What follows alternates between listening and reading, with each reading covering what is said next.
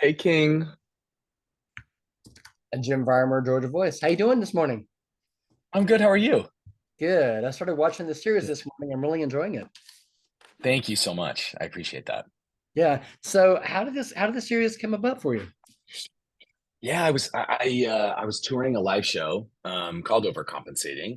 And during that time, I was making sketches on the internet, and I had an agent, my agent at WME, call me, and he said, a lot of your sketches are feeling a little bit more episodic. Like, I think you should try to write TV. Have you thought about it? And I thought, of course, I had thought about it because I think a lot of my heroes in the space were Phoebe Waller-Bridge and Issa Rae, and so I was like, yeah, I think I do want to write my story. I guess I think I had already started doing that with the stand-up show, but um, when I put pen to paper, yeah, it kind of immediately came out of me, and it was very okay. We're going to college, and I think the time in my life when I wasn't overcompensating as much was when I met this woman who I think saw me and just wanted me to be myself and didn't want this performative masculinity that I was doing. So yeah, that's kind of how it started. And then I took the pilot out in like 2019 and A24 and Strong Baby joined. And then in 2020, Amazon scooped it up and we've been in development ever since. That's great. Congratulations. Yeah. Tell Thank me you about so Benny. much. Tell me about Benny. Oh God. Benny is so me in so many ways, and then also feels very different at times. I think Benny is so in his head and is so tight, so stressed, so like this just and I think that's how I approach playing him. I think my back hurt by the end and my neck was very stiff. I think there is a level of perfectionism that he has in his head because he feels like he has to make up for this thing inside him that I think he thinks is so wrong and that he should have shame around, and that's that he's gay. And so I think that that's how I approach the character, that it's all about perfection. And if he's not perfect, then oh, not only are you not perfect, but you're also gay. And I think that nothing could be more scary to him than that. And the fear of losing love and adoration, I think for him is it's the main fear driving him in every way. Yeah. Talk about how he's overcompensating. His overcompensation is just, oh my God, I think it's through perfectionism. It's trying to be valedictorian. It's trying to get perfect grades. I think it's doing what he's seen around him for so long, which is trying to be as masculine and I think broy as possible. How deep can he make his voice? How broad can he make his shoulders? How thick can he make his neck? I think Yeah. all of those things, I think, are things that he's picking up from the people around him as the things that are good. I think we've all been indoctrinated with this idea of masculinity as the greatest thing in the world. It's the most seductive thing. And I think that is a part of all of these characters in the back of their minds. Masculinity is safety, it's applause, yeah, it's everything to these people in college, I think. What was your own college experience like? And so much like this, I think it was times of stress and fear and being like, God, can I really be myself? But then exhilarating moments in a golf cart with a woman who just like wanted me to let loose and fucking take a deep breath for the first time Yeah. and let my shoulders relax. Um, and moments in parking lots outside Domino's, like all those things feel so real and so true. Sitting in a dorm with like a best friend, and I think finally saying some of the things you've been so scared to say to your family who has known you so long, all of a sudden Yeah. you're sharing them with a stranger. And I think that that's what college is. You're living with strangers and you're on top of each other and you're having sex and you're finding yourself and your identity. And but yeah, I think all of those things, what you see in the show is so much of my experience and my feelings, I think, too, and my relationships. Can you talk about the relationship between Benny and Carmen?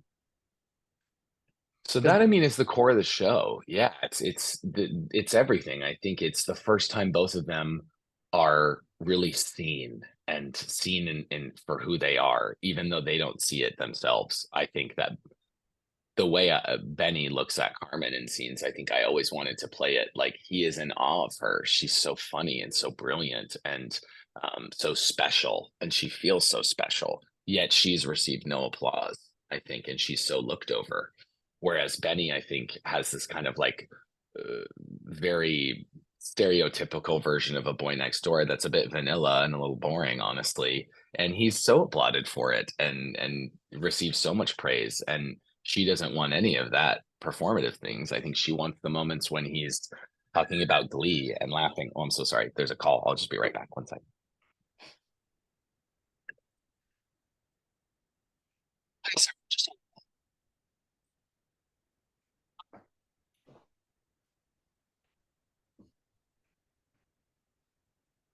Sorry, King.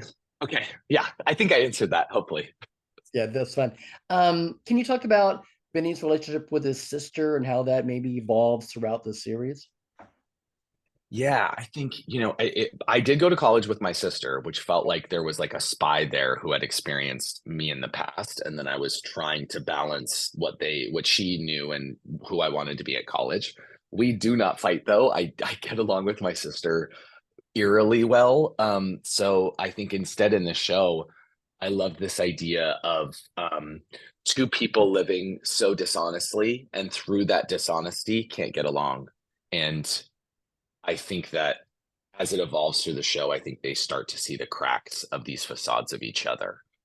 And that's a relationship I also, if we get to do a season two, I have Sure. so much more to say because I think that really coming out for me started with friends, and that's who I came to first. And then when family started getting involved, I think it becomes complicated. It becomes a different story, and your relationships change in a really, at first, scary way, but I think in a really beautiful way for at least me. That's not to say that's the always the queer experience. Sadly, it can go not in that way. But I think, yeah, it's just for them. It's this relationship of mutual dishonesty and being scared and thinking the other person is something different than they truly are. I think. So when you all decided to make this a series, how I mean, can you sort of talk about that segue into doing series work and into writing all the characters and fleshing them all out? How was that transition?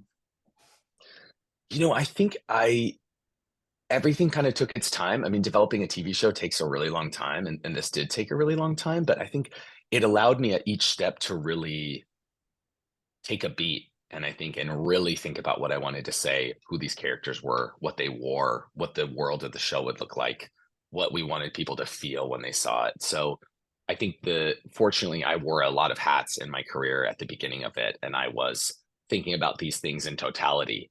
It's not just like writing a sketch and thinking of the joke. It's what does it look like? What's the background? How am I editing it? What's the music? Like, what am I saying with it? What's the response maybe going to be of this? Are they going to get the joke? Are they going to get the satire?